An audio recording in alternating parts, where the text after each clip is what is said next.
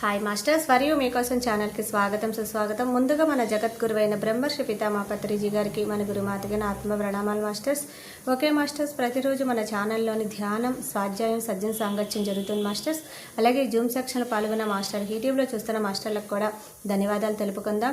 Okay masters, ఈరోజు మన ఛానల్కి సీనియర్ పిల్లడు మాస్టర్ గారైన నాగమల్లేశ్వరమ్మ గారు ప్రతిపాడు నుంచి వచ్చారు. మేడం గారిని సాదరంగా ఆహ్వానించుకుందాం. ఈరోజు మేడం చెప్పబోయే టాపిక్ బుద్ధుడి పంచశీలాలు, ఈ గొప్ప ఆత్మజ్ఞానం అందించడానికి మేడం గారికి వెల్కమ్ చెప్దాం మాస్టర్స్. నమస్తే మేడం, వెల్కమ్ మేడం. బ్రహ్మర్షి తటవర్తి రాఘవరావు గారికి, బ్రహ్మ విద్వర్షి తటవర్తి రాజలక్ష్మి గారికి, అలాగే జూమ్ నిర్వహిస్తున్న సరితా మేడం గారికి, జూమ్లో పాల్గొన్న మాస్టర్స్ అందరికీ నా ఆత్మ ప్రణామాలండి. నా పేరు నాగమల్లేశ్వరమ్మ, నేను ప్రతిభా నుంచి మాట్లాడుతున్నానండి. ఈరోజు మనం తెలుసుకోబోయే టాపిక్ ఏమిటి అంటే, తటవర్తి రాజలక్ష్మి అమ్మగారు రాసిన బుద్ధుని పంచశీలాల గురించి తెలుసుకుందామండి. మరి మనం ధ్యాన సాధనలో ఎదగాలి అంటే ప్రతిరోజు ధ్యానం చేస్తున్నాము, జ్ఞానం వింటున్నాము. ధ్యానంలో సాధనలో ఎదగాలి అంటే మరి ఏం వదులుకోవాలి, ఏం వదులుకుంటే ఏది అలవాటు చేసుకోవాలి అని, ఏది అలవాటు చేసుకోవాలంటే అది అలవాటు చేసుకోవాలి, ఏది వదులుకోవాలో అది వదులుకోవాలి. ప్రాపంచిక జీవితంలో జీవన విధానం వేరుగా ఉంటుంది, ఆధ్యాత్మిక జీవితంలో జీవన విధానం వేరుగా ఉంటుంది. మరి ఆధ్యాత్మిక జీవితం అంటేనే మంగళ కత్తి మీద నడక లాంటిది. మరి కఠోపనిషత్తులో చెప్పారు కదండి, నచికేతుడితో చెప్పాడు యమధర్మరాజు, పదునైన మంగళ కత్తిపై నడక లాంటిది ఈ ఆధ్యాత్మిక జీవితం అని చెప్పారండి. మరి ధ్యాన సాధన అంటే మన ప్రపంచం వైపు ఉన్న మనసును, మరి సృష్టిలో భగవంతుడు సృష్టించిన సృష్టి అంతా మరి ఆకర్షితంగా కనపడుతుంది. మాయా ప్రపంచంలో మనం జీవిస్తున్నాం, మరి మనం మాయకు ఆకర్షితులవుతూ ఉంటాం. మరి ధ్యాన సాధన అంటేనే ప్రపంచం వైపు ఉన్న మనసును ఆత్మ వైపు తిప్పటమే ధ్యాన సాధన. ధ్యాన సాధన అంటే ఎంతసేపటికి మనం ప్రపంచం వైపు ఉంచిన మనసును ప్రాపంచిక దృష్టి నుంచి ఆత్మ వైపు దృష్టి మరల్చటమే శ్వాస మీద ధ్యాస పెట్టి సాధన చేయటం. ప్రపంచం వైపున తిరిగిన మనసు దుఃఖం అనే సముద్రంలో ఉంటుందండి. దుఃఖం అనే సముద్రంలోనే అంటే ప్రపంచంలో ఉన్నవన్నీ మరి అవన్నీ ఏమిటి అంటే తాత్కాలికమైనవి. భగవంతుడు ఒక్కటే శాశ్వతమైన వాడు కాబట్టి అందుకే ఏం చెప్తారు శంకరాచార్యులు, నిత్య అనిత్య వస్తు వివేకం ఉండాలి అన్నారు. నిత్యమైనది ఏమిటి అంటే, నిత్యమైనది ఎప్పుడూ శాశ్వతంగా ఉండేది ఆత్మ, ఆత్మే పరబ్రహ్మం అని మన పత్రిజీ గారు బోధించారు. మరి నిత్యమైనది, సత్యమైనది, శాశ్వతంగా ఉండేదాన్నే మనం సాధన చేస్తున్నాము. ఆ సత్యాన్ని తెలుసుకోవటానికే, సత్యాన్ని దర్శించటానికే మరి సాధన చేస్తున్నాము. దుఃఖ సముద్రాన్ని దాటటానికే మరి మనం సాధన చేస్తున్నాము. మరి బుద్ధ భగవానుడు ఏం చెప్తున్నాడు, మరి ప్రపంచం వైపు తిప్పిన మనసు దుఃఖ సముద్రంలో ఉంటుంది, మరి ఆత్మ వైపు తిప్పిన మనసు ఎప్పుడు ఆనందం అనే సముద్రంలోనే ఉంటుంది అంటున్నారు బుద్ధ భగవానుడు. మరి బుద్ధ భగవానుడు ఏం చెప్పాడు, సాధకులకు 5 నియమాలు, పంచశీలాలు, 5 నియమాలు చెప్పారండి. సాధకుడికి బుద్ధ భగవానుడు ఏం చెప్పాడు అంటే పంచశీలాలు అని ఇవ్వటం జరిగిందండి. బుద్ధుడు చెప్పిన పంచశీలాల గురించి మనం తెలుసుకుందాం. మొట్టమొదటి మరి పంచశీలాల్లో మొట్టమొదటిది ఏమిటి అంటే ఏ జీవిని హింసించకూడదు. రెండవది ఎదుటివాడు ఇస్తే కానీ, ఎదుటివాడు ఏదైనా మనకి ఇస్తే కానీ మనం వారిది ఎప్పుడూ తీసుకోకూడదు. ఇంకా మూడవది ఏం చెప్పారు అంటే ఎప్పుడు మాట్లాడినా సత్యంగా, స్వచ్ఛంగా, ఎదుటివాడికి సంతోషం కలిగే విధంగా మాట్లాడాలి అని చెప్పారు. 3వ పాయింట్. 4వ పాయింట్ ఏం చెప్పారు అంటే మీ ఇంద్రియాలను మంచి పనులకు ఉపయోగించాలి అని చెప్పారు. 5వ పాయింట్ ఏం చెప్పారు అంటే ఎట్టి పరిస్థితుల్లో మద్యపానం చెయ్యకూడదు అని చెప్పారు ఇక్కడ బుద్ధ భగవానుడు. ఈ పంచశీలాలు ప్రతి సాధకుడికి ఉండాలి అని చెప్పారు. మరి ఈ పంచశీలాల గురించి కొంచెం మనం విపులంగా వివరించుకుందామండి. ఏమిటి అంటే మొట్టమొదటి పాయింట్ మనకి ఏం చెప్పాడు అంటే ఏ జీవిని హింసించకూడదు అని చెప్పారు. బుద్ధుడు మొదట చెప్పిన విషయం హింస ఆపమని. శ్వాస తీసుకునే ఏ జీవి కూడా హింస చేయకూడదు. శ్వాస తీసుకునే ఏ జీవిని మనం హింసించకూడదు, వాటిని భక్షించకూడదు. అంటే పత్రిజీ గారు మొట్టమొదటగా మనకు నేర్పిన పాఠం ఏమిటి అంటే, నువ్వు శరీరం కాదు ఆత్మ అని చెప్పారు. ప్రతి జీవి ఆత్మస్వరూపమే అని చెప్పారు. శ్రీకృష్ణ భగవానుడు భగవద్గీతలో కూడా చెప్పాడు కదండి, అహమాత్మా గుడాకేశ సర్వభూతాశయ స్థిత అహమాదిత్య మధ్యంచ భూతానామంతా ఏవచ అని చెప్పాడు. శ్రీకృష్ణ భగవానుడు ప్రతి జీవిలో నేను ఆత్మగా ఉన్నాను అన్నప్పుడు, మరి నాలో ఉన్న ఆత్మ, ఆ జీవిలో ఉన్న ఆత్మ సాక్షాత్తు ఆ పరబ్రహ్మే, ఆ పరమాత్మే, ఆ భగవంతుడే. మరి ఆ జీవిని హింసిస్తే భగవంతుడిని హింసించినట్టే కదా. ఒక జీవిని హింసించి ఇంకొక జీవికి ఆనందాన్ని కలిగిస్తున్నాడు మానవుడు. మరి ఈ జీవిని, అందుకే బుద్ధ భగవానుడు మొదటి పంచశీలాల్లో మొదటిది ఏం చెప్పాడు అంటే, ఏ జీవిని హింసించకూడదు అని. మరి అహింసా పోరాటమే చేశాడండి. అందుకే బుద్ధ భగవానుడు ప్రత్యేకంగా చెప్పాడు ఏమని, శ్వాస తీసుకునే ఏ జీవిని కూడా నువ్వు హింస చేయకూడదు. మరి మానవుడు, మొక్కలు అనేవి మానవుడికి ఆహారం, అంటే శాకాహారం. మొక్కల నుండి వచ్చే వాటిని ఆహారంగా మానవుడు తీసుకోవాలి అని చెప్పారు. మొక్కలు సృష్టించబడింది మానవుడి కోసం, ఆహారంగా మొక్కలు అనేవి సృష్టించబడ్డాయి. పరమాత్మ మరి సస్యాలన్నిటినీ మానవుడి ఆహారంగా సృష్టించాడు.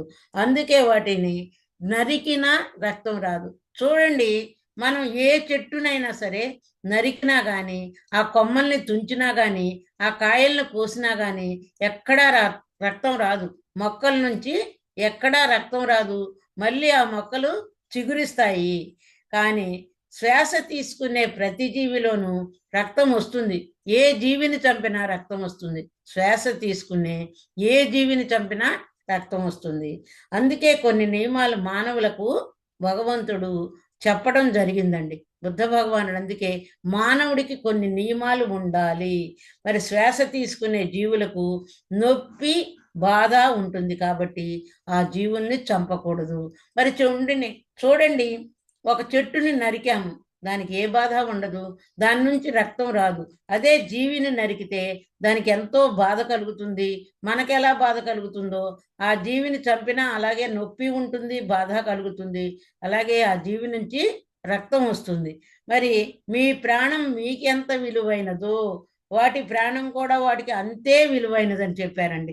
ఇక్కడ బుద్ధ భగవానుడు ఏమంటున్నారు అంటే, నీ ప్రాణం నీకు ఎంత విలువైందో, మన బిడ్డకి, చిన్న పిల్లవాడికి చిన్న దెబ్బ తగిలితేనే తల్లి ప్రాణం విలవిలా కొట్టుకుంటుంది. అలాగే నీ ప్రాణం ఎంత విలువైందో ఆటి ప్రాణం కూడా అంతే విలువైంది అని చెబుతున్నారు బుద్ధ భగవానుడు. ఎప్పుడైతే సాటి జీవుల మీద దయ చూపిస్తావో, నువ్వు సాటి జీవుల మీద దయ చూపించి హింస చేయకుండా ఎప్పుడైతే ఉంటావో, వాటి మీద హింస ఆపుతావో, నువ్వు అహింసా మార్గంలో పయనిస్తావో, అహింసలో జీవిస్తావో, మీలో దయాగుణం పెరుగుతుంది.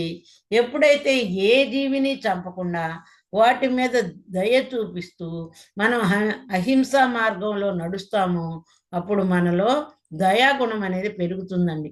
దయాగుణం అనేది భగవంతుడి లక్షణం, భగవంతుడి గుణం. మరి దయాగుణం పెరగాలి అంటే మనం హింసను ఆపాల్సిందే. హింసను ఆపి అహింసా మార్గంలో పయనిస్తూ అహింసలో జీవిస్తాము.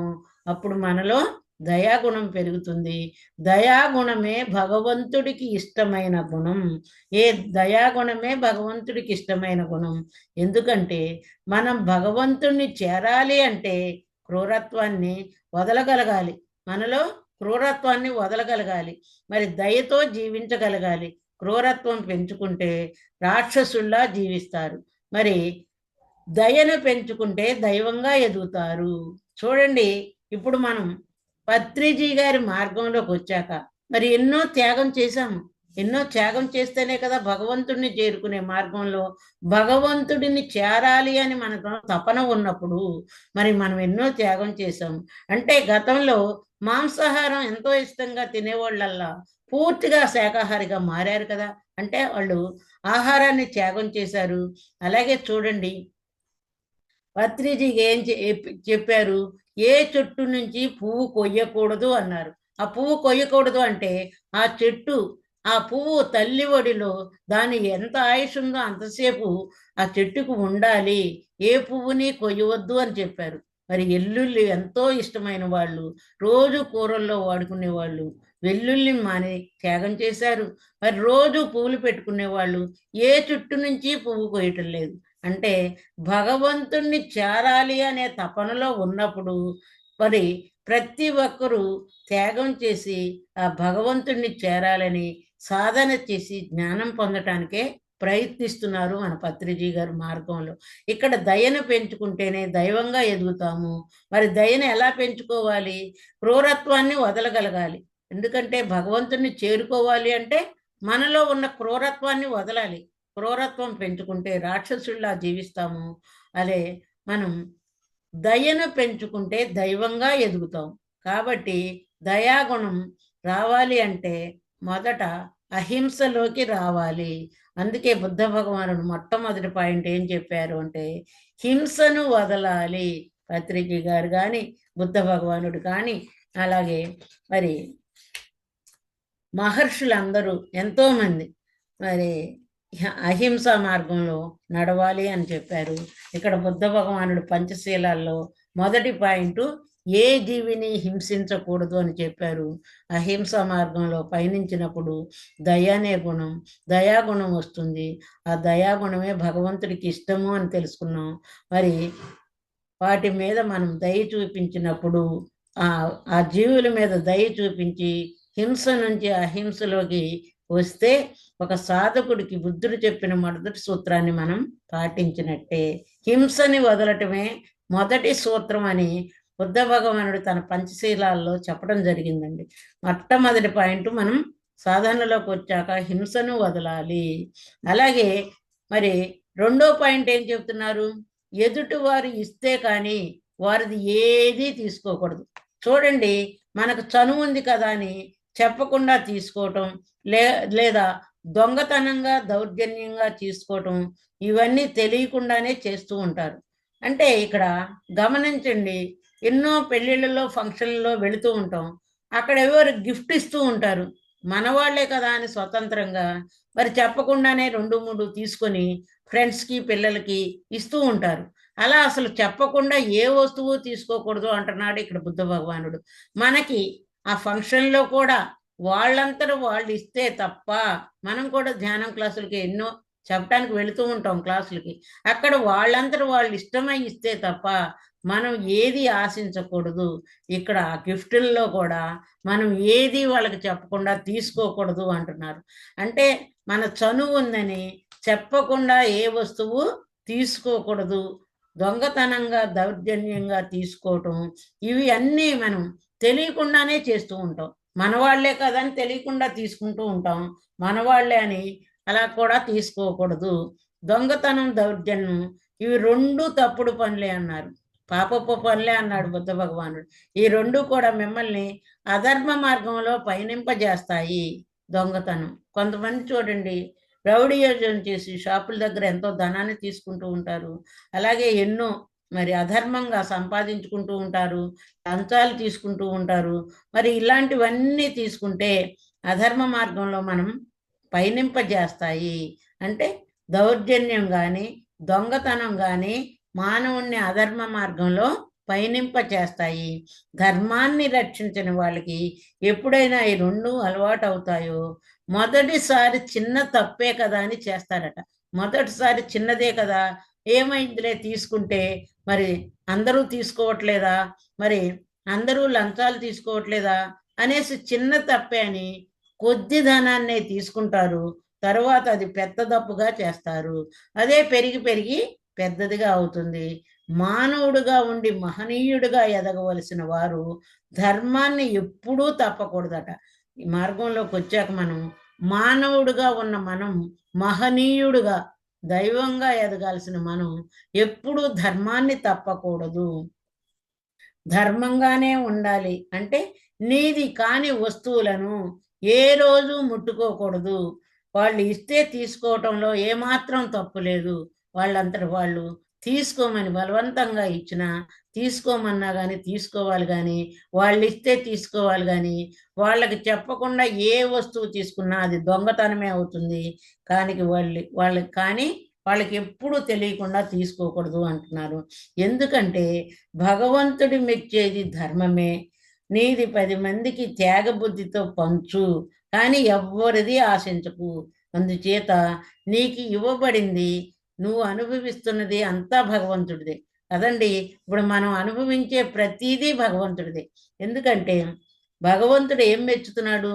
నీ ధర్మాన్ని మెచ్చేది ధర్మాన్ని. నువ్వు ధర్మంగా జీవిస్తున్నావా లేదా అనేది భగవంతుడు మెచ్చుకుంటాడు. ధర్మంగా జీవిస్తే ఆ భగవంతుడికి ఎంతో ఇష్టలవుతాము. నువ్వు 10 మందికి నీకున్నది త్యాగబుద్ధితో పంచు, కానీ ఎవ్వరిది ఆశించకు. అందుచేత నీకు ఇవ్వబడింది, నువ్వు అనుభవిస్తున్నది అంతా నీకే కాదు, అందరి కోసం కూడా. నీకు ఇవ్వబడింది నీ ఒక్కరి కోసమే కాదు, అందరి కోసం అంటున్నారు ఇక్కడ బుద్ధ భగవానుడు. అందుకే త్యాగ బుద్ధిలో అనుభవించు అన్నారు. ఎందుకంటే నీకు ఇవ్వబడింది అంతా అందరి కోసం అని ఎందుకన్నాము అంటే, ఈశావాస ఉపనిషత్తు కూడా చెప్పింది. నువ్వు ఈ సృష్టిలో ఉన్నదంతా ఆ పరమాత్మదే, భగవంతుడిదే. నీ పూర్వజన్మ కర్మ కొద్దీ నీకు ఇవ్వబడింది. మరి అపరకోటీశ్వరులు ఉంటున్నారు, ఏమీ లేని వాళ్ళు ఉంటున్నారు, రోజు 500 తెచ్చుకొని బ్రతికే వాళ్ళు ఉంటున్నారు. అంటే వాళ్ళ గత జన్మ కర్మానుసారం వాళ్ళ పుణ్యకర్మ కొద్దీ వాళ్ళకి ఇవ్వబడింది. మరి ఇవ్వబడిన దాన్ని అంతా భగవంతుడిదే కాబట్టే కదా మనం భూమి మీద నుంచి శరీరం వదిలాక మనతో ఏదీ రావట్లేదు. అంటే ఈ సృష్టిలో ఉన్నదంతా పరమాత్మదే. ఆ పరమాత్మది ఎలా అనుభవించాలి? నువ్వు త్యాగ బుద్ధితో అనుభవించాలి. నీకు అవసరం లేనిది ఎవ్వరి దగ్గర నుంచి నువ్వు ఆశించవద్దు అంటున్నాడు బుద్ధ భగవానుడు. ఎవ్వరి దగ్గర నుంచి ఆశించవద్దు అంటే, నువ్వు ఇంకొకళ్ళ దగ్గర నుంచి దౌర్జన్యంగా కానీ దొంగతనంగా కానీ తీసుకున్నావంటే నీ మనసు ఇంకా ప్యూరిటీ కాలేదు, నీ మనసు శుద్ధత్వం పొందలేదు. అంటే నువ్వు ధర్మ మార్గంలో నడవటానికి అవకాశం ఉండదు. ఎందుకంటే నీ మనసు ప్యూరిటీ అయితే తప్ప ధర్మ మార్గంలో నడవలేదు. ఎప్పుడైతే దొంగతనం దౌర్జన్యం రెండూ మానేస్తావో నువ్వు ధర్మ మార్గంలో నడవటానికి అవకాశం ఉంటుంది. భగవంతుడు మెచ్చే గుణాలను అలవాటు చేసుకుంటే ఫలితాలు పొందుతాము. మరి మీ అలవాట్ల ప్రకారం జీవించి సాధన చేస్తే ఫలితం ఉండదు. నా అలవాటే కదా అని, మరి ఎవరిదైనా సరే మనవాళ్లే కదా అని తీసుకోకూడదు అని చెబుతున్నారు. మనవాళ్లే అని తీసుకున్నా కానీ మరి సాధనలో పురోగతి ఉండదు. మరి అలవాట్ల ప్రకారం జీవించే సాధనలో ఫలితం ఉండదు. మరి ఫలితం ఇవ్వని పని చేయటం వ్యర్థమే కదా. మరి సాధన చేస్తున్నాం, ఎంతో కష్టపడుతున్నాం, ఎంతో ఆహార నియమాలు పాటిస్తున్నాం. మరి ఫలితం పొందాలి అంటే మరి కఠినంగానే ఉండాలి. మనం ఎవ్వరిది ఆశించకూడదు, మనం ఎవరి దగ్గర దొంగతనం చేయకూడదు, ఎవ్వరూ వారంతటా వారు ఇవ్వకుండా తీసుకోకూడదు. ఫస్ట్ది ఏ జీవిని హింసించకూడదు అని చెప్పారు. రెండో పాయింట్కి వచ్చేటప్పటికి ఎదుటి వారు ఇస్తే కానీ వారిది ఏది తీసుకోకూడదు అని బుద్ధ భగవానుడు చెప్పడం జరిగిందండి. ఇంకా ఏం చెబుతున్నారు అంటే, మూడో పాయింట్కి వచ్చేటప్పటికి నువ్వు ఏది మాట్లాడినా సత్యంగా స్వచ్ఛంగా ఎదుటివాడికి సంతోషం కలిగే విధంగా ఉండాలి. పత్రిజీ గారు కూడా మనకు చెప్తారు కదండి, నువ్వు మాట్లాడే మాట నీకైనా ఉపయోగపడాలి, ఎదుటి వారికైనా ఉపయోగపడాలి. ఉపయోగపడని మాట నీ నోటి వెంట రాకూడదు. ఆ మాట వల్ల నీకు కర్మలు వస్తాయి. మన నిత్య జీవితంలో చేతల ద్వారా కంటే నోటి ద్వారానే ఎక్కువ కర్మలు పోగు చేసుకుంటున్నామట. మనం ఎప్పుడైతే మాట్లాడకుండా ఉంటామో, తక్కువ మాట్లాడతామో, మనకి ఎంతో ఆత్మశక్తి పెరుగుతూ ఉంటుంది. మాటల ద్వారా సాధనలో సంపాదించిన శక్తిని ఎంతో పోగొట్టుకుంటున్నామండి. అందుకే చెప్తున్నారు, మరి ఎలా మాట్లాడాలి? కృష్ణ భగవానుడు కూడా చెప్పాడు భగవద్గీతలో, మరి ఎప్పుడు ప్రియంగా మాట్లాడాలి అంటే ఎంతో ప్రేమతో మాట్లాడాలి. ఎలా మాట్లాడకూడదు అంటే అప్రియంగా మాట్లాడకూడదు, పరుషంగా మాట్లాడకూడదు, హేళనగా మాట్లాడకూడదు, అవమానకరంగా మాట్లాడకూడదు. అలా మాట్లాడినందువల్ల మీ శక్తిని కోల్పోతారు. చూడండి, చనువు ఉందని కొంతమందిని కామెంట్ చేస్తూ జోక్ చేస్తూ ఉంటారు. పక్కనే ఉంటారు, ఫ్రెండ్స్ లాగా ఉంటారు. ఎంతో తక్కువ వాళ్ళని హీనంగా హేళన చేస్తూ ఉంటారు. వాళ్ళకి అదో సరదా. అలా సరదాగా మాట్లాడుతుంటాయి. ఏమవుతుంది, వాళ్ళకేమీ కావటం లేదు. వీళ్ళ శక్తినే వీళ్ళు మాట్లాడినందువల్ల కోల్పోతున్నారు. అదే అదే మాటను ప్రేమగా, దయగా, సంతోషంగా, జ్ఞానపరంగా, స్వచ్ఛంగా ఉంటే మీకు వాక్ శుద్ధి వస్తుంది. చూడండి, వాక్ శుద్ధి అన్న విషయానికి మనం పత్రిజీ గారిని చెప్పొచ్చండి. వాక్ శుద్ధి అంటే ఆయన సత్యమేవ జయితే అన్నారు. పత్రిజీ గారు సత్యం జయిస్తుంది అన్నారు. అలాగే సత్యాన్ని పట్టుకున్నారు. అందరికీ ఆ సత్యాన్నే ప్రచారం చేశారు. ఏమైంది, ఆయనకి ఎంత వాక్శుద్ధి వచ్చిందో మన అందరికీ తెలుసండి. మరి అక్కడ రూపాయి లేకుండానే బెంగళూరులో అంత వ్యాలీ, బెంగళూరు పిరమిడ్ వచ్చింది, కట్తాల్ పిరమిడ్ వచ్చింది, పేరవరం పిరమిడ్ వచ్చింది. చేతిలో రూపాయి లేకుండానే ఇవి ఎలా సాధ్యమైనవి అంటే ఆయన నోటి నుంచి వచ్చిన మాట ద్వారానే ఇన్ని సాధ్యమైనవి. ఇన్ని యజ్ఞాలు ఇప్పటికీ జరుగుతూనే ఉన్నాయి. ఇంకా ఇంకా ఎక్కువ యజ్ఞాలు జరుగుతున్నాయి. ఇంకా పిరమిడ్లు కడుతూనే ఉన్నారు. అంటే ఆయనకి ఎంత వాక్శుద్ధి ఉందో మనం తెలుసుకోవచ్చు. సాధన చేసి సత్యాన్ని పట్టుకొని ధర్మంగా జీవించిన వారి వాక్శుద్ధి ఉంటుంది. మరి ఎవరైనా మరి దుఃఖంలో ఉన్నప్పుడు ఒక్క మాట ఓదార్పుగా మాట్లాడితే, ఎవరన్నా చాలా బాధలో ఉంటారు, ఒక్కొక్కరు వారి ఇంట్లో చనిపోతారు, చనిపోయినప్పుడు వాళ్ళ దగ్గరికి వెళ్ళి ఓదార్పుగా మనం మాట్లాడాలి. ఓదార్పుగా మాట్లాడినప్పుడు దానివల్ల వాళ్ళు తృప్తి పడినప్పుడు మీకు ఎంతో సంతృప్తిగా ఉంటుంది. కాస్త వాళ్ళ బాధ నుంచి మనం రిలీఫ్ అయ్యే మాటలు చెప్పాలండి. బాధలో ఉన్న వాళ్ళకి మనం ఎంతో వాళ్ళ బాధని ఓదార్చేటట్టుగా మన మాటలు ఉండాలి. చాలా మందికి బిడ్డలు పోయి, భర్త పోయి, నడి వయసులో ఉన్నప్పుడు తీరని దుఃఖం ఉంటుంది. భర్తని పోగొట్టుకొని, బిడ్డను పోగొట్టుకొని ఆవిడ ఎంతో దుఃఖంలో ఉన్నప్పుడు అప్పుడు వాళ్ళకి ఎంతో కోపం ఉంటుంది. ఎదుటి వాళ్ళే కారణం అనుకుంటూ ఉంటారు. నా భర్త పోవటానికి వీళ్ళే కారణం, నా బిడ్డ చనిపోవటానికి వీళ్ళే కారణం. అంటే వాళ్ళు అప్పటికి ధ్యాన మార్గంలోకి రాలేదు కాబట్టి పక్క వాళ్ళు కారణం అనుకుంటూ ఉంటారు, ఎదుటి వాళ్ళు కారణం అనుకుంటూ ఉంటారు. ఎందుకు? అప్పటికి ఆత్మజ్ఞానం లేదు కాబట్టి. మానవుడికి చావు లేదు, ఆత్మకి చావు లేదు అన్న విషయం తెలియదు కాబట్టి నా భర్త వీళ్ళ వలన చనిపోయాడు, నా బిడ్డ వీళ్ళ వలన చనిపోయాడు, దీనికి అంతటికీ ఎదుటి వాళ్ళే కారణం అనుకుంటారు. దానికి ఆత్మజ్ఞానం లేదు కాబట్టి వాళ్ళు అలా అనుకోవటంలో అర్థం ఉంది. వాళ్ళకి కాస్త ఓదార్పుగా మనం మాట్లాడినప్పుడు ఆత్మజ్ఞానం నేర్చుకున్నాక వాళ్ళకి అర్థమవుతుందండి. నేను ఒక ఊరు వెళ్ళారట ఈ మధ్య, రాజ్యలక్ష్మి మేడం గారు ఒక ఊరు వెళ్ళినప్పుడు ఒక ఆవిడ వచ్చి, ఆవిడ చిన్నపిల్లలు భర్త యాక్సిడెంట్లో పోయారట. నాకు చాలా దుఃఖంలో క్లాస్కి వచ్చి తెగ ఏడుస్తుందట. ఏడుస్తూ క్లాస్ అయిపోయినాక మాట్లాడితే ఏమిటమ్మా చెప్పు అంటే అప్పుడు చెప్పిందట, ఇలా నా భర్త చనిపోయాడు, మరి నేను చిన్న పిల్లలతో ఎలా బ్రతకాలని బోరు ఏడుస్తున్నాను మేడం అంటే అప్పుడు కర్మ సిద్ధాంతం గురించి మేడం ఎంతో వివరంగా చెప్పి, నీ జీవితాన్ని అమ్మా నువ్వే ఎన్నుకొని వచ్చావు, నువ్వు ఇలా భర్తని పోగొట్టుకుంటాను అని ఎన్నుకొని వచ్చావు, ఈ భూమి మీదకి నిర్ణయించుకొని నువ్వు వచ్చావమ్మా, ఇదంతా కర్మ సిద్ధాంతం, నేను అనుభవిస్తాను అని భూమి మీదకి వచ్చేటప్పుడే నిర్ణయించుకొని వచ్చావు అని ఎంతో బాగా మరి ప్రియంగా చక్కగా ఓదారుస్తూ మేడం గారు చెప్పగానే ఎంతో నచ్చజెపితే ఆ ఓదార్పు వచ్చి ఏడవటం ఆపిందట అమ్మాయి. అంటే ప్రతి ఒక్కరి జీవితంలోనూ దుఃఖం ఉంటుంది. మరి ఏ జన్మలోనో హింస చేసావు కాబట్టి ఈ జన్మలో ఇలా బ్రతకాల్సి వచ్చింది అని చెప్పారట. అంటే నా మాట ద్వారా ఆమెకు కొంత ఓదార్పు వచ్చింది అంటున్నారు మేడం గారు. మరి ఎంతో దుఃఖంలో ఉన్న వాళ్ళకి మనం ఓదార్పునిచ్చే మాట చెప్పాలి అంటున్నారు. మాటే కదా అని ఎలా పడితే అలా మాట్లాడితే, మన కింద వాళ్ళని అవమానిస్తూ మాట్లాడితే, విసుక్కుంటూ మాట్లాడినా, కోపంగా మాట్లాడినా ప్రతి మాట మనకే కర్మ అవుతుంది.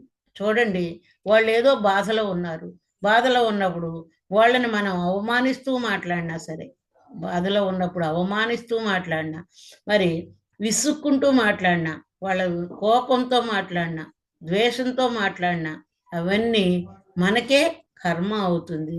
అందుకే మన మాట ఎంతో జాగ్రత్తగా ఉండాలి. అందుకే చెప్తున్నారు, ఎప్పుడు మనం మాటని ఎంతో కంట్రోల్గా ఉంచుకోవాలి, ప్రియంగా ఉండాలి. ఎవరి మీద ద్వేషంతో మాట్లాడకూడదు అని పత్రిజీ గారు చెబుతున్నారు. గొప్పల కోసం పోయి ఎప్పుడూ అసత్యం మాట్లాడకూడదు. కావలసిన వాడికి ఒక మాట, మరి అక్కర్లేకపోతే ఇంకో మాట, ఇలా కాదు మాట్లాడటం. మనవాడే కాదని ఒక మాట చెప్పటం, పక్కవాడు కాదని ద్వేషిస్తూ మాట్లాడటం కూడా చేయకూడదు అంటున్నారు. నీ శత్రువైనా మిత్రుడైనా మనం వాడికి సత్యమే చెప్పాలి, సత్యమే మాట్లాడాలి. సత్యం చాలా గొప్పది. మరి అలా మాట్లాడినప్పుడే మీకు చాలా, అలా మాట్లాడాలంటే ఎంతో నిగ్రహం ఉండాలండి. మన పక్కవారంటే మన వాళ్ళు పరాయి వాళ్ళ ముందైనా ఒకేలాగా సత్యాన్ని మాట్లాడటానికి మనకి ఎంతో నిగ్రహం ఉండాలి. మరి నిగ్రహం లేకపోతే మనం మాట్లాడలేము అని ఇక్కడ. అలాగే స్వచ్ఛంగా అవతల వాడికి అర్థమయ్యేటట్టే మాట్లాడాలి. సత్యాన్ని చెప్పినా అవతల వాడికి అర్థమయ్యేటట్టు మాట్లాడాలి. మీ దగ్గరికి ఎవరైనా జ్ఞానం నేర్చుకోవాలని వచ్చానండి, మీకు తెలిసినవే చెప్పాలి, కానీ తెలివితేటలు ఉపయోగించి అసత్యాలు మాత్రం చెప్పకూడదు, లేనివి చెప్పకూడదు. గురువు ఏది చెప్పాడో, గురువు ఏమి ఇచ్చాడో అదే బోధించాలి. అది కూడా స్వచ్ఛంగా మాట్లాడాలి. మరి ఇది వస్తుంది అది వస్తుందని ఆశ పెట్టకూడదు. గురువు ఏం చెప్పారు? శ్వాస మీద ధ్యాస పెట్టి నువ్వు సాధన చేసినప్పుడు మరి నువ్వు ఎంతో అన్నీ సాధించగలవు అని చెప్పినప్పుడు అది వస్తుంది ఇది వస్తుంది నువ్వు కళ్ళు మూసుకుంటే అని మనం చెప్పకూడదు. థర్డ్ ఐ వస్తుందని, హాస్టల్ ట్రావెల్స్ వస్తుందని అని చెప్పడం కాదు. ఫస్ట్ నీ దుఃఖానికి నీ కష్టానికి కారణం నీ గత జన్మల్లో కర్మలే అని మనం బోధించాలి. అవి అనుభవించటానికే వర్తమానం నువ్వు ఈ జన్మ తీసుకున్నావు. గతంలో చేసిన కర్మలు అనుభవించటానికి నువ్వు కూడా ఎన్నుకొని తెచ్చుకున్న ప్రారంధ కర్మలే అనుభవిస్తున్నావు. నీ దుఃఖానికి కారణం వేరెవరూ కాదు, నువ్వు తెచ్చుకున్న కర్మలే అనుభవిస్తున్నావని స్పష్టంగా ముందు మనం చెప్పాలండి. చెప్పినప్పుడు ఆ మాటతో వాళ్ళకి కాస్త ఓదార్పు కలుగుతుంది. ఎవరైనా కష్టంలో ఉన్నప్పుడు ఈ కష్టానికి కారణం నువ్వు చేసిన కర్మలే అని తెలిసినప్పుడు వాళ్ళకి ఓదార్పు వస్తుంది. మరి అలాగే ఇక్కడ బుద్ధ భగవానుడు ఇంకా ఏం చెబుతున్నారు అంటే, 4వ పాయింట్గా మీ ఇంద్రియాలను మంచి పనులకే ఉపయోగించాలి అని చెప్పారు. మరి ఇంద్రియాలను మంచి పనులకే ఉపయోగించాలి అంటే మనకి ఇంద్రియాలు ఉన్నాయి. మానవుడు అంటే మరి శరీరము, మనసు, ఆత్మ, అలాగే ఇంద్రియాలు ఉన్నాయి. ఏమున్నాయి? మరి బాహ్యేంద్రియాలు, అంతరేంద్రియం ఉంది. బాహ్యేంద్రియాలు అంటే దానిలో 2 రకాలు, కర్మేంద్రియాలు, జ్ఞానేంద్రియాలు. కర్మేంద్రియాలు అంటే పనిచేసేవి కాళ్ళు, చేతులు, నోరు, మలద్వారము, మూత్రద్వారము. జ్ఞానేంద్రియాలు అంటే కళ్ళు, చెవులు, ముక్కు, నాలుక, చర్మం. మరి ఇంద్రియాల ద్వారా ఏం చేస్తున్నాము? ఈ ఇంద్రియాలు నోటిని దేనికి ఉపయోగించాలి అంటే ప్రేమపూర్వకంగా జ్ఞానవంతంగా సత్యంగా మాట్లాడాలి. మనం నోటిని దేనికి ఉపయోగించాలి అంటే నోరు అనేది తినటానికి, మాట్లాడటానికి భగవంతుడు ఇచ్చినప్పుడు మనం ఎవరితోటైనా సత్యాన్ని మాట్లాడాలి, ప్రేమపూర్వకంగా మాట్లాడాలి. అలాగే కళ్ళు దేనికి అంటే సత్గ్రంథాన్ని చదవటానికి. సత్ అంటే భగవంతుడు. సత్గ్రంథాలు చదవటానికి, సత్గ్రంథ పఠనానికి కళ్ళను ఉపయోగించాలి. చెవులు జ్ఞానవంతమైన మాటలు వినటానికి ఉపయోగించాలి. అలాగే అలా జీవించినప్పుడు సంతృప్తికరమైన జీవితం వస్తుందటండి. మరి ఇంద్రియాలన్నిటినీ మంచి పనులకు ఉపయోగించడం అంటే మరి కళ్ళతో మరి మనం మంచి పుస్తకాలు, జ్ఞానవంతమైన పుస్తకాలు చదవాలి. నోటి ద్వారా సత్యాన్నే మాట్లాడాలి, జ్ఞానవంతమైన విషయాలే అందరికీ బోధించాలి. అలాగే వినటం కూడా ఎన్నో క్లాసులు వింటున్నాము. మరి సజ్జన సాంగత్యం చేస్తున్నప్పుడు జ్ఞానవంతమైన మాటలే వినాలి. అంతే తప్పించి ఇంద్రియాలను వృధా చేసుకున్నా, దుర్వినియోగం చేసినా, అంటే చేయకూడని పనులు చేసినా ఇవ్వబడిన ఇంద్రియాలు యొక్క శక్తి వెనక్కి తీసుకోబడుతుంది అంటున్నారండి. మన ఇంద్రియాలను వృధాగా ఉపయోగిస్తే అంటే మరి కళ్ళని ఎప్పుడు ఏవో సినిమాలు, సీరియల్స్ నిరంతరం ఫోన్ చూస్తూ ఉంటే మరి ఆ కళ్ళు ఏమవుతాయి? కొన్నాళ్ళకి మరి సైట్ వస్తుంది కదా. అంటే ఇవ్వబడమైన ఇంద్రియాల శక్తిని వెనక్కి తీసుకోబడుతుంది. అలాగే చెవులను కూడా మరి నిరంతరం ఆ చెవుల్లో ఫోన్లు పెట్టుకొని వాడేవాళ్ళు ఉన్నారండి. మరి అలా చెవులకు కూడా ఎంతో ఇబ్బంది అవుతుంది కదా. మరి ఆ చెవుల ద్వారా ఎలాంటి విషయాలు వినాలి? జ్ఞానవంతమైన విషయాలే వినాలి. కళ్ళ ద్వారా జ్ఞానవంతమైన పుస్తకాలు చదవాలి. నోటి ద్వారా మంచి జ్ఞానవంతమైన మాటలే మాట్లాడాలి.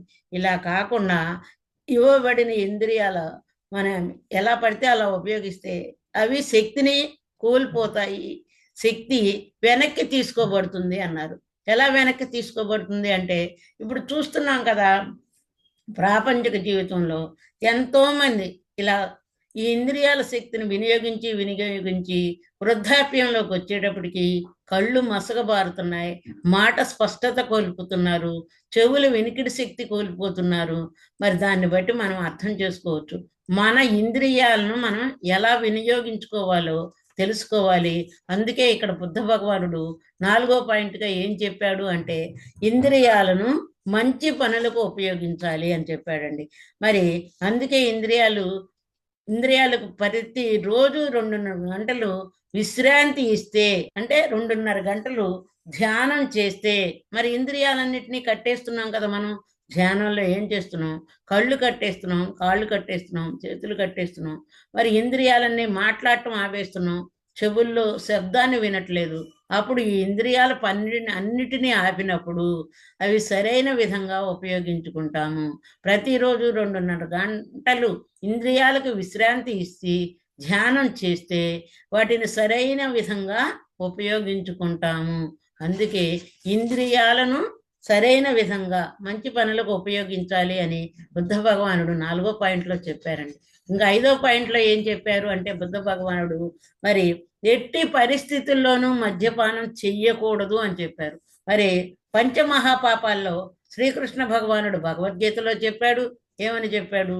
మరి హింస, దొంగతనము, అబద్ధము, మద్యపానము, వ్యభిచారము, మరి జోదము, ఈ 5 పంచమహాపాపాలుగా భగవద్గీతలో చెప్పబడ్డాయి. ఈ మద్యపానం వల్ల నష్టం ఏమిటి అంటే వీళ్ళకి మనసు సరిగా పనిచేయదు. ఆ మందు తాగటం వల్ల మనసు సరిగా పనిచేయదు. మనసు పని చేయనప్పుడు మరి వారి నోటికి వచ్చినట్లు మాట్లాడుతూ ఉంటారు. చూడండి, తాగుబోతు ఇంటికి వచ్చి భార్యని తిడుతున్నా కొడుతున్నా ఏమంటారు అంటే మందు తాగాళ్లే, వాడు మందు తాగినప్పుడు వాడు తెలియకుండానే మాట్లాడతాడులే అంటారు. ఎందుకంటే వాడి మనసు సరిగా పని చేయదు కాబట్టి. మనసు పని చేయనప్పుడు వాడు ఇష్టం వచ్చినట్టు మాట్లాడతాడు, ఇష్టం వచ్చినట్లు ప్రవర్తిస్తాడు. అందుకనే ఒక తాగుబోతుని మనం గమనిస్తే చేతులతో హింస చేస్తాడు, లేకపోతే మాటలతో హింస చేస్తాడు.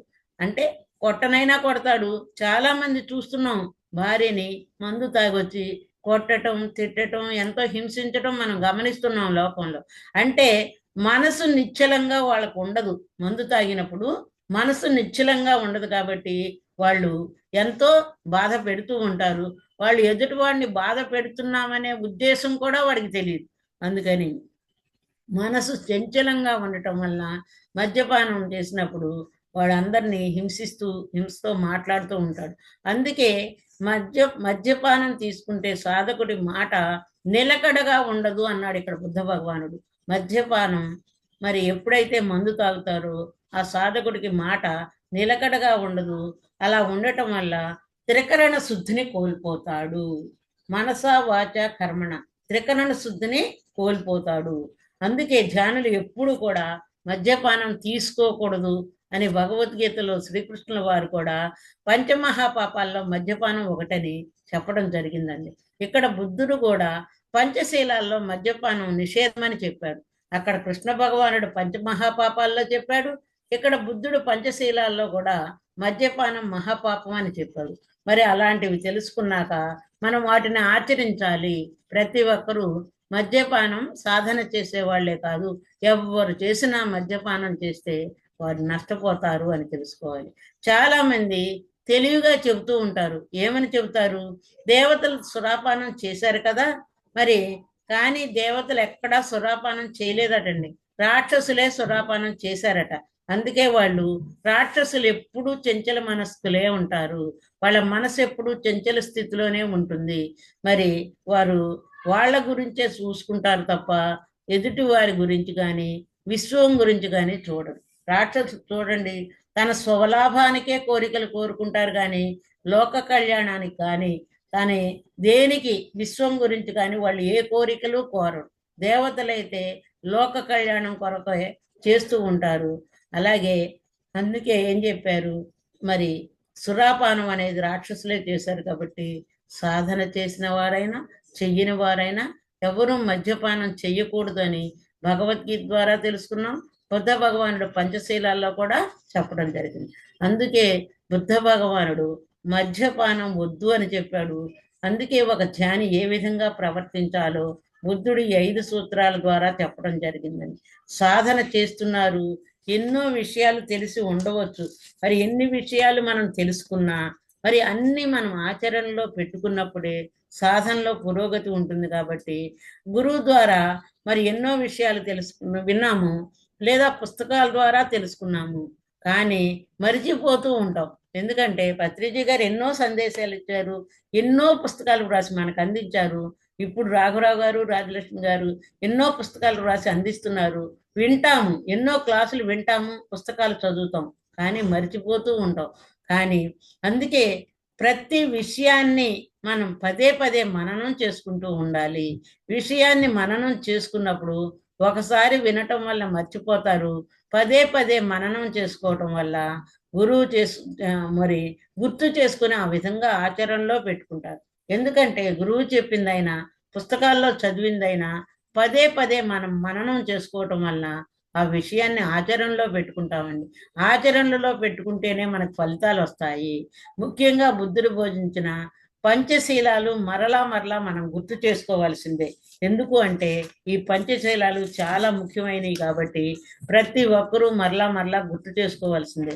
పంచశీలాలు ఏమిటి అంటే, ఒకటి హింసను వదలాలి, అంటే ఏ జీవిని హింసించకూడదు. ఏ జీవిని హింసించినా అది మహాపాపమే అవుతుంది. కాబట్టి సాధకుడు ఏ జీవిని హింసించకూడదు. ఎవరైనా సాధన చేసిన వారైనా చెయ్యని వారైనా ఏ జీవిని హింసించకూడదు అని మొదటి పాయింట్గా తెలుసుకున్నాము. రెండవది, ఎదుటి వారు ఇస్తే కానీ వారి దగ్గర నుంచి మనం ఏది తీసుకోకూడదు. ఎదుటివారు మనకి ఇస్తే కానీ, మనవాళ్లే కదా, పెళ్లిలో ఎన్నో గిఫ్ట్లు ఇస్తూ ఉంటారు, మనవాళ్లే అయినా సరే వాళ్ళు ఇస్తే కానీ మనం తీసుకోకూడదు. అధర్మంగా తీసుకోకూడదు, అన్యాయంగా తీసుకోకూడదు, దొంగతనంగా తీసుకోకూడదు అని 2వ పాయింట్లో చెప్పారు. 3వ పాయింట్లో మనం ఏది మాట్లాడినా స్వచ్ఛంగా మాట్లాడాలి. ఎదుటివాడికి సంతోషం కలిగే విధంగా మాట్లాడాలి. ఎదుటివాడి దుఃఖంలో ఉన్నప్పుడు, వాడు అజ్ఞానంలో వాళ్ళ వల్ల కష్టం వచ్చింది, వీళ్ళ వల్ల కష్టం వచ్చిందని బాధపడుతున్నప్పుడు అది నీ కర్మ ఫలితమే కానీ ఎవరి వలన నీకు కష్టం రాలేదమ్మా అని మనం ఓదార్చినప్పుడు, అప్పుడు కర్మ సిద్ధాంతం మనం కొంచెం చెప్పినప్పుడు వాళ్ళకి ఎంతో ఓదార్పు కలుగుతుంది. అలాగే 4వ పాయింట్, మన ఇంద్రియాలన్నిటినీ మంచి పనులకు ఉపయోగించాలి. అంటే కళ్ళతో సద్గ్రంథాలు చదవాలి, నోటితో జ్ఞానాన్ని బోధించాలి, అలాగే చెవులతో మంచి క్లాసులు వినాలి. అందుకని మన ఇంద్రియాలను మంచి పనులకే ఉపయోగించాలి. ఆఖరిది 5వ పాయింట్, ఎట్టి పరిస్థితుల్లోనూ మద్యపానం చెయ్యకూడదు అని చెప్పారు. అక్కడ కృష్ణ భగవానుడు భగవద్గీతలో చెప్పాడు, వేదాలలో చెప్పబడింది. అలాగే భగవద్గీతలోనే కాకుండా బుద్ధ భగవానుడు పంచశీలాల్లో కూడా మద్యపానం చేయకూడదు అని స్పష్టంగా చెప్పారు. ఈరోజు పంచశీలాల గురించి, బుద్ధ భగవానుడు వివరించిన పంచశీలాల గురించి మనం తెలుసుకున్నామండి. ఇంత అద్భుతమైన అవకాశం ఇచ్చినందుకు బ్రహ్మర్షి పితామహ పత్రిజీ గారికి, బ్రహ్మర్షి తటవర్తి రాఘవరావు గారికి, బ్రహ్మ విద్వర్ష తటవర్తి రాజలక్ష్మి గారికి, అలాగే జూమ్ నిర్వహిస్తున్న సరితాదేవి మేడం గారికి, జూమ్లో పాల్గొన్న మాస్టర్స్ అందరికీ ధన్యవాదాలు madam. Thank you. Thank you madam, thank you so much madam. For you, మీకోసం మన ఛానల్కి వచ్చి ఎంతో గొప్ప ఆత్మజ్ఞానం అందించిన సీతాకుమారి గారికి ధన్యవాదాలు తెలుపుకుందాం మాస్టర్స్. అలాగే ప్రతినిత్యం ఎరుకతోటి ధ్యానం, స్వాధ్యాయం, సద్యం సాంగత్యం చేద్దాం మాస్టర్స్, అందరి చేత చేద్దాం మాస్టర్స్. వైజాగ్కి మెగా పిరమిడ్ రావాలని పరమ గురువుల కోరిక, పత్రిగారి కోరిక, పత్రి మేడం కోరిక, మనమందరం సంకల్ప ధ్యానం చేసి వైజాగ్కి మెగా పిరమిడ్ వచ్చేలా చేద్దాం masters. Thank you masters, thank you.